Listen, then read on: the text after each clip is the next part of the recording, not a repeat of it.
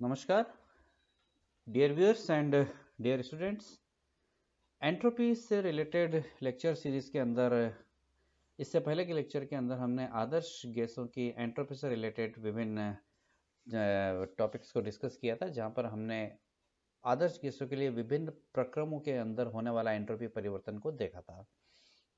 इस लेक्चर के अंदर हम डिस्कस करेंगे यहाँ पर कि आदर्श गैसों के मिश्रण की एंट्रोपी क्या होती है और आदर्श गैसों को मिक्स करने पर एंट्रोपी क्या होती है। अर्थात ये जो फर्स्ट पॉइंट है वो तो है आदर्श गैसों के मिश्रण की एंट्रोपी, और जो सेकंड पॉइंट है वो है आदर्श गैसों के मिश्रित की एंट्रोपी। अर्थात जब आदर्श गैसों को मिक्स करते हैं तो एंट्रोपी क्या होती है।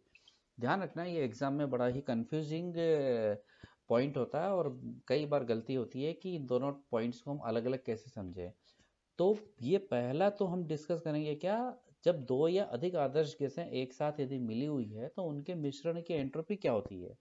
और ये दूसरा वाला ये है कि जब उन दोनों तीनों आदर्श गैसों को जब मिलाते हैं आपस में तो उस समय एंट्रोपी क्या होती है उनकी। तो इन दोनों को हम यहाँ पर वन वन करके देखेंगे। तो सबसे पहले हम यहाँ पर देखेंगे entropy of a mixture of ideal gases. हमें पता है कि ds बराबर सी p by t d t minus n r by p d p. ये हम इससे पहले वाले लेक्चर के अंदर हम देख चुके हैं कि जब हम आदर्श गैसों के लिए एंट्रोपी परिवर्तन को हम देखते हैं, जहां हम एंट्रोपी को मान के चलते हैं ताप और दाब का फलन। इस लेक्चर को, इससे पहले वाला जो लेक्चर है उसे देखने के लिए यहाँ मैंने इन्फॉर्मेशन टैब में उसका लिंक दिया हुआ है, तो आप वहां जाकर के उसे देख सकते हो। इस इक्वेशन को यदि हम एक मोल के लिए यदि कन्वर्ट करें तो n बराबर 1 हो जाएगा। तो उस परिस्थिति के अंदर ये इक्वेशन हो जाएगी ds बराबर सी p by t d t minus r by p d p. इस समीकरण को समाकलन यदि हम करें तो समाकलन करने पर ds का इंटीग्रेशन s रह जाएगा और 1 बाई टी का नेचुरल लॉग ऑफ x होता है। इसी प्रकार से 1 बाई पी का नेचुरल लॉग ऑफ p रह जाएगा। तो इक्वेशन आपकी कन्वर्ट हो गई है। s बराबर सी पी, Cp कांस्टेंट है, natural log of t minus r constant है, natural log of p plus integration sign आगे आपके पास में s0, या यूं कहो कि इंटीग्रेशन कांस्टेंट यानी कि समाकलन करने पर एक समाकलन स्थिरांक आता है, वो क्या आ गया s0। ये इक्वेशन नंबर 1 और s0 समाकलन स्थिरांक है। अब यदि हम ये मान के चलें कि वो जो आदर्श गैसों का मिश्रण है उसके अंदर दो गैसें हैं यदि a और b, और उन दोनों के जो मोल फ्रैक्शन है वो क्या है n1 और n2। यहाँ ध्यान रखना ये p गलत लिखा हुआ आ गया है यहाँ पर, तो ये क्या है n है तो n2। और उन दोनों के जो आंशिक दाब है उस मिश्रण के अंदर वो क्या है p1 है और p2 है। तो उस परिस्थिति के अंदर इस इक्वेशन को हम उन दोनों गैसों के लिए कैसे लिखेंगे, इस प्रकार से लिखेंगे।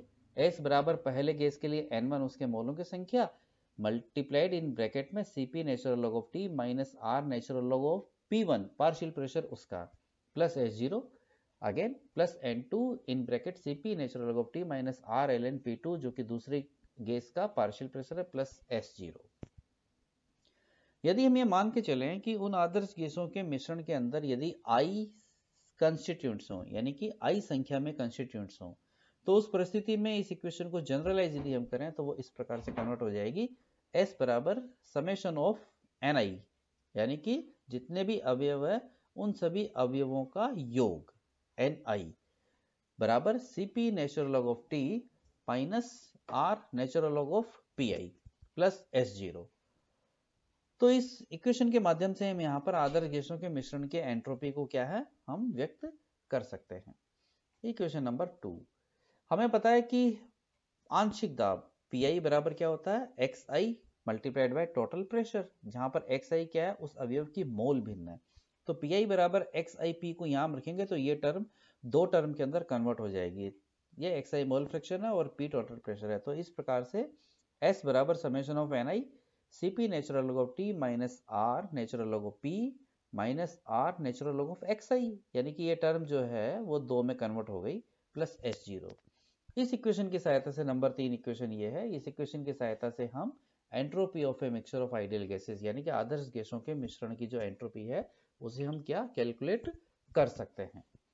अब हम अगले टॉपिक के अंदर देखेंगे यहाँ पर entropy of mixing for ideal gas, यानी कि जब आदर्श गैसों को मिश्रण करते हैं मिश्रित करते हैं उस समय एंट्रोपी परिवर्तन क्या होता है। तो कैसे निकालते हैं इसके, द डिफरेंस इन एंट्रोपी यानी कि एंट्रोपी में पर अंतर किस किस का, of a mixture of ideal gases with the यानी कि जो हम इससे पहले अभी निकाल चुके हैं, आदर्श गैसों के मिश्रण की एंट्रोपी में से हमें क्या करना है, entropy of sum of individual entropies of constituents, यानी कि आदर्श गैसों के मिश्रण में जितने भी अवयव हैं उन सबके एंट्रोपियों का अलग अलग, सबका एंट्रोपियों का योग करेंगे और उसको जो मिश्रण की एंट्रोपी है उसमें से घटा देंगे, तो वो क्या कहलाएगा, एंट्रोपी ऑफ मिक्सिंग। कैसे लिखेंगे इसे हम, इस प्रकार से लिखेंगे कि डेल्टा एक्स मिक्सिंग बराबर समेशन ऑफ एन आई, ये हमारे मिश्रण की एंट्रोपी है, जो इससे ठीक पहले वाली स्लाइड के अंदर हम देख चुके हैं कि summation of N i c p a natural log of t minus r L N p i minus r L n x i plus h zero. और ये है प्रत्येक अवयव के लिए, प्रत्येक अवयव के लिए उसकी एंट्रोपी, क्योंकि वो अलग अलग मिश्रण में हम नहीं ले रहे, इसलिए यहाँ पर हम उसके मोल भिन्न को काम में नहीं ले रहे, ये कुल प्रेशर है c P L N t minus r L N p plus s zero.